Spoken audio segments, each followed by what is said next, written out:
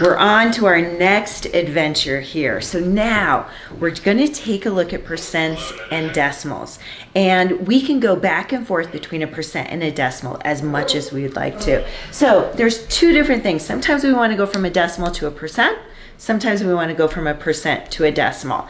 Pretty easy to do. So say we were given a decimal and we want to take it to a percent. Because the word percent means per 100, all we have to do is move that decimal point 2 places to the right. So when I have 0.333 and I want to make it into a percent, I move it 1 place, 2 places. I place my decimal point right there. I include any digits that are after the decimal point, and then I just put my percent. Now we can also go the other direction, and it's again just moving that decimal point. So if I have 5%, all I need to do is take that percent and I'm going to replace it with a decimal point.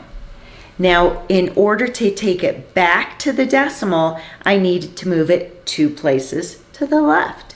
Well, sometimes it appears like there's no more numbers.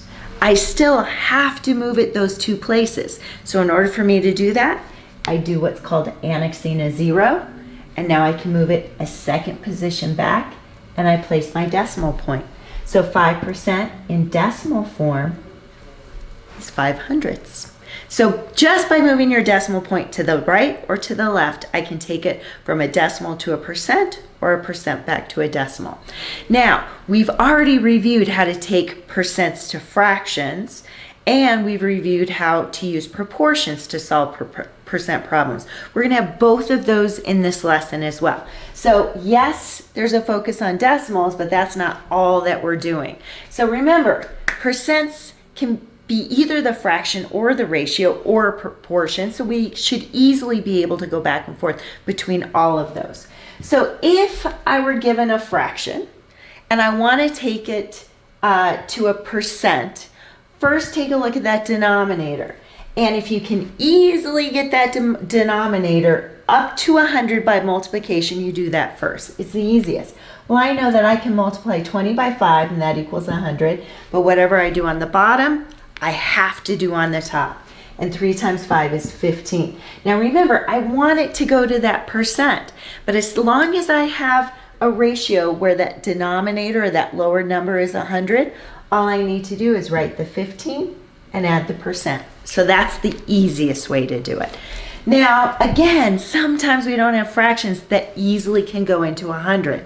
So if I had 5/3 and I want to make it a percent, my only option is to actually do the division. And so that top number goes on the inside of the division symbol and the bottom number goes on the outside. It's like crossing it over. And when you divide, you're going to get some sort of decimal. But as soon as we have the decimal, we come back here and all we have to do is move that decimal 2 places to the right.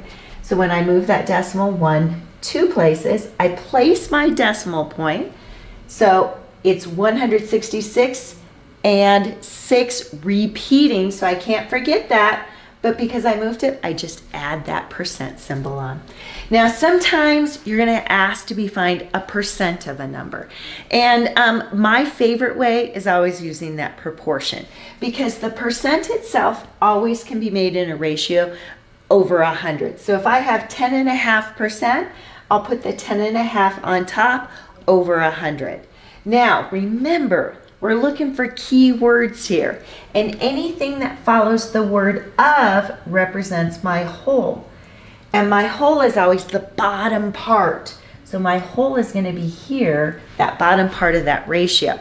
Whatever follows the word is represents my part, which is the top part of the ratio.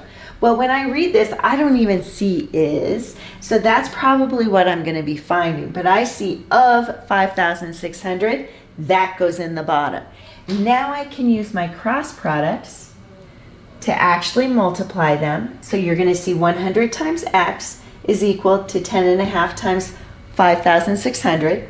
When I actually calculate that, I get 100x equals 58,800, but I'm not done, because remember, we need to divide by 100 on both sides. But this is where this is easy, because when I'm dividing by 100, it means I am moving that decimal point 2 places to the left. And when I do that, oh, let's move it right here, I get 588. So you are going today to be using decimals to percents, percents to decimals, fractions to percents, and proportions solving for an unknown. It's a lot to take on. I know you guys are up for this challenge. Good luck.